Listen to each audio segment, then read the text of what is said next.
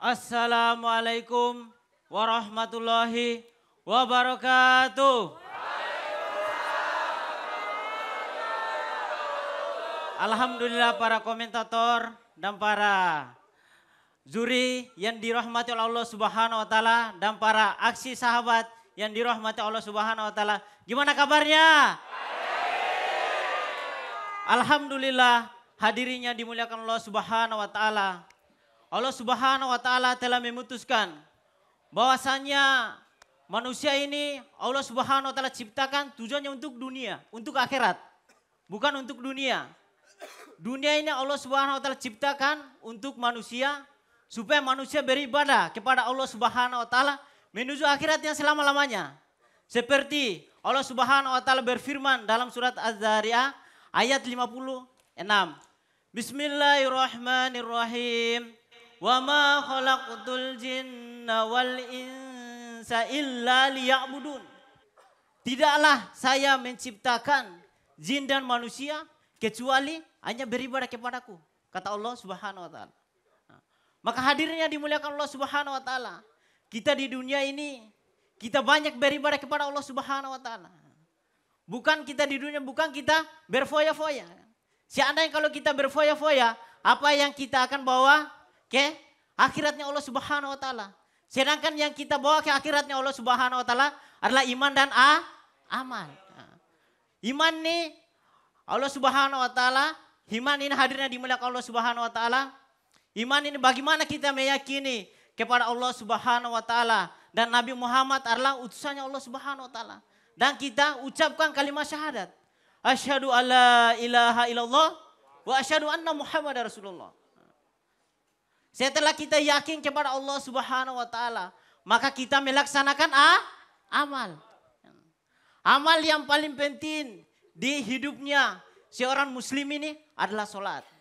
Seperti hadis yang diriwayatkan oleh Imam Tabrani yang artinya amal yang pertama kali dihisab pada hari kiamat adalah sholat. Apabila sholatnya baik, maka seluruh amal-amalnya akan baik. Apabila sholatnya buruk, maka seluruh amal-amalnya akan juga ikut buruk. Maka gimana caranya? Hadirin, kita harus memperbaiki sholat kita. Dengan zohirnya sholat, dengan batinnya sholat, dari syarat-syaratnya sholat, dari rukun-rukunnya sholat. Karena sholat ini pangkal daripada seluruh amal. Yang kedua, yaitu bagaimana kalau kita udah meninggal dunia ini hadirin.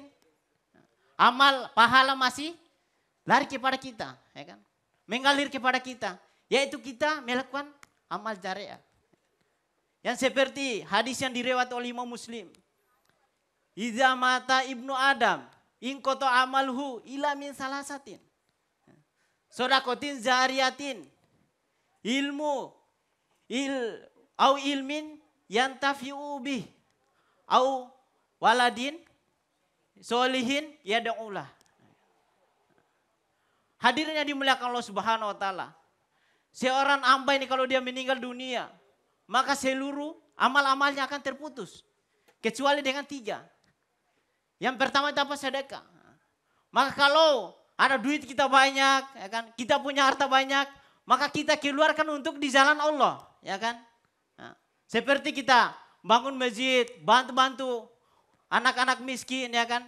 Supaya kalau masjid yang kita bangunkan, kalau orang sholat di situ, orang-orang kita bantu, kalau dia amalkan agama, maka amal-amalnya akan lari kepada diri kita.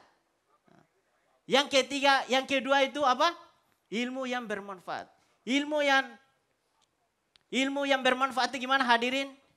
Kita menuntut ilmu, kita menyampaikan kepada saudara-saudara kita, kan? Kalau saudara-saudara kita mengamalkannya, maka kita juga ikut dapat pahala. Yang ketiga, yaitu apa? Anak yang soleh. Anak yang soleh itu bukan langsung tumbuh hadirin. Tapi kita masih bayi itu kita kenalkan kepada agama. Kenalkan kepada Allah Subhanahu wa taala. Kenalkan kepada baginda Nabi Muhammad SAW. Kenalkan kepada sahabat-sahabat. Kenalkan kepada agama. Kalau nanti dia besar maka dia taat kepada Allah Subhanahu wa taala. Maka kalau kita meninggal dunia atau kita masih hidup, maka dia akan doa kepada kita. Maka marilah kita sama-sama doa kepada orang tua. Allahumma ghafirli wali walidaya warham umma kama rabbayani shaghira. Alhamdulillah saya peserta dari Timor Leste. Wabillahi taufik walidaya. Wassalamualaikum warahmatullahi wabarakatuh. Waalaikumsalam warahmatullahi wabarakatuh.